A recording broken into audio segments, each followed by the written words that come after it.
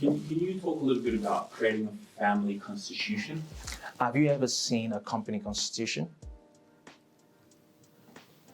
No? Okay, that's fine. But creating a family constitution, basically establishing a family constitution means outlining the principles, the values, and the rules of the family. What do I say? Okay. Let's say rule number one, you can say as a family, I don't want to make it more of an organization. Every organization has a constitution. Every company has a constitution. But let's keep this very basic family. So family, you can say your family rule is we don't yell at one another. That could be a rule. And you would have a plaque that says that outline of if we have a conflict within the family, we talk through it. And these are the process to have that conversation. That's part of a rule. As a family, we all go to a place of worship every Sunday. That could be a rule. As a family, we don't eat fast food. And if we do, we will only do it once a week or once a month. Why? As a family, we only eat a certain type of organic food. We don't buy food here, we don't buy food here, we don't do this. We prefer to make our own homemade food. As a family, we don't put tattoo on our bodies. Whatever the case might be, like whatever. The Constitution is really what is valuable to you as a human being and the next generation you're trying to raise. As a family, we don't put, we don't wear any earring. As a family, we cover ourselves. We cover ourselves, we don't expose ourselves to the public, right?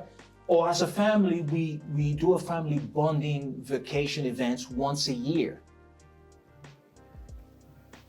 right? So having that, and it's quite remarkable that it feels like everyone is trying to wing things, and they're wondering what's going wrong. You can't have a great family if you don't have a constitution, because everyone is just doing whatever. You can't. It's not going to happen. It's just like you said. Same thing I said in terms of. Hey, I know you're enjoying this video. For any inquiries and mentorship opportunity, which I would be really looking forward to working with you, in this description below, you can get all my details, and I look forward to working with you soon. Your investment strategy. You can never build wealth if you don't have a plan. If you don't have a clear goal, you can never create a strong, loving, caring family if you don't have a constitution or a plan or a structure. There has to be a structure. Must. You may have a family. Some people go, no, I never had a constitution, but I've got a family. I said, okay, what sort of family do you have? Is it a family filled with love, compassion? Is it a family that you're proud of and you say, you know what, if I'm to do it again, this is the same type of structure and family I want? If it is, then right. You've cracked something that the world wants. Maybe you should be up here speaking, because that's what we all want. At the end of the day, why do we do what we do? Bottom line, love, family. That's why. So if you're here killing yourself, trying to work out how to build generational wealth and do all this stuff, and the family dynamics is not there, then you go start asking, what's even the point? You're not gonna take that knowledge with you. You're gonna die with it. You're not gonna take the wealth, the shares, the portfolio, the real estate. We're not gonna take it. So if you're not gonna take it, and you don't have anything that you're proud of to call a family, what have you got? You've got nothing. Would you say the methodology of creating the family constitution, you might even be able to take parts from things like the book 7 Habits of Highly Effective People. Yes. So to think win-win, make sure that the principal structure of each member of the family is actually aligned before writing anything down. Something like that. Absolutely. Actually, family mission statement. So Yeah. And a separate book on creating the personal mission statement, family mission statement. Yeah, fantastic. And it's Absolutely. a book, 7 Habits of Highly Effective Families as well. Yeah. Yes. And for kids. So I love Stephen Covey. He's good there. Really good. I got it for kids, teenagers, for my family, for my wife. Mm. Yes. So and Hey, I know you're enjoying this video. Please like, share, and subscribe. Thank you. yeah, listen, it's we all, I think we all kind of know what we need to do, but we are naturally, like, as a race, we're actually naturally lazy to do things because it's just easier not to do it and just hope for the best, and we wonder why we're all in the same shithole that we're in. Because I'd like to add something because, look, I'm maybe the oldest guy in the family. we couldn't tell. With my experience with my children who are professionals also, I also feel that passing on generational wealth should not be given on a platter. Absolutely not. Yeah. They don't learn much if they not realize the sacrifice of a first generation migrant like me. Maybe you are a second generation, I'm a first one. So we came with nothing, we created the asset, build our wealth.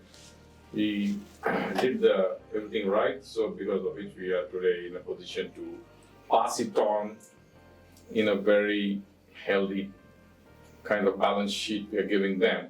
At the same time, if we don't impart them the knowledge of how you go from a zero base to a level where you can achieve, as you say, that generation, we are training them to destroy it. So Absolutely. it's very important to give them minimum and give them education to grow their wealth, to monitor, to mentor them.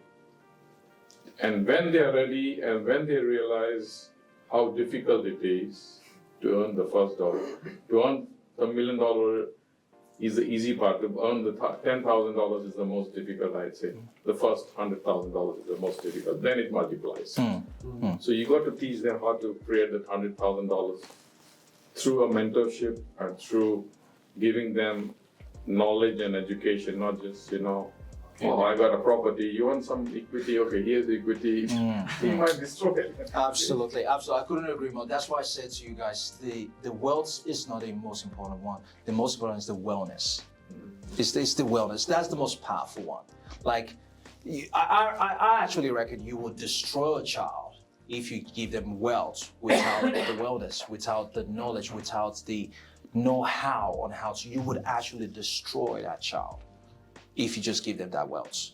So the wellness is if I'm to choose one, either give my kids wealth or wellness, I'll choose the wellness anytime, any day of the week. Because I know with that knowledge that they have, they can build massive amounts of wealth. Cool, love it, love it, love At the it. beginning, what's the best asset? The best asset is Yourself, invest in absolutely, yourself. So absolutely, if you want to hand over the best asset, hand over that. exactly. I'm loving the fact that we're all speaking the same language. Loving it. I love it. I love it. Thank you so much, guys. All right. So passing on generational wealth. Your wealth isn't just for your own benefit. It's for the benefit of your future generation. Ensure that your family members are educated about financial responsibility. Actively engage in estate planning to guarantee their assets are passed on according to your wish. Now, I will stop on this a little bit. Estate planning is super important because one thing is obviously, yes, you pass on the wealth, you pass on the wellness, but how do you protect it too as well from, the vultures of the world? Because yes, you could do all the right thing, your kids are doing all the right thing, that doesn't mean they're protected. So having estate planning, things like testamental trust in place that dictates what happens, making sure you've also got a trust in place too as well that determines who are the beneficiaries and things like that. Estate planning is definitely something that you all really, really want to start looking at.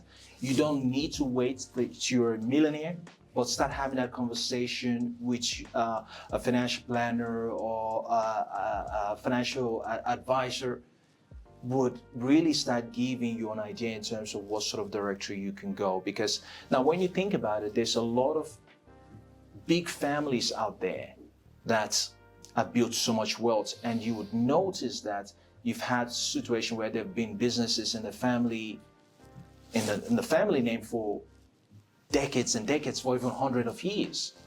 Are you telling me that there hasn't been one generation in those 100 years that wanted to sell the business or wanted to sell the property? Of course they have been. But what? You know what? They couldn't sell it. Based on the structure, based on the instruction, based on the testamental trust, and all the guards they've got in place, that they can reap the benefits of those assets, but they don't technically own it. And this is where you start putting structures in place that you can also look into, and you don't have to be wealthy to do that.